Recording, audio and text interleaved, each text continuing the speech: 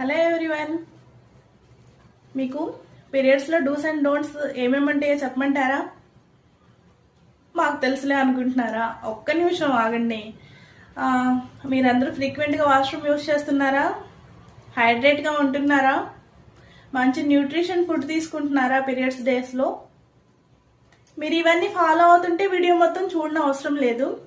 ఎవరైనా in case follow అవ్వకపోతుంటే video మొత్తం skip చేయకుండా చూడండి. ఫస్ట్ మనం వాష్రూమ్ ఫ్రీక్వెంట్గా యూజ్ చేయాలి పీరియడ్స్ డేస్లో.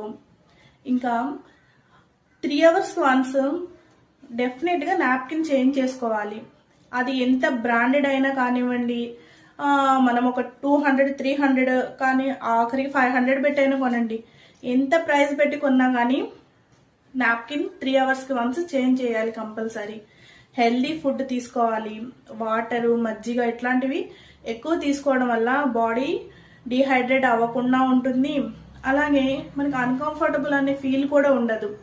సో ఇవన్నీ మీరు ఫాలో అవ్వండి. మీ ఇంట్లో ఉన్న మన యంగ్ గర్ల్స్ కూడా తెలియచేయండి.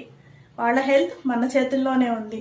సో మనం హెల్దీగా ఉంటూ వాళ్ళని కూడా హెల్దీగా ఉంచుదాం. Please like, share and subscribe my channel. Thank you so much.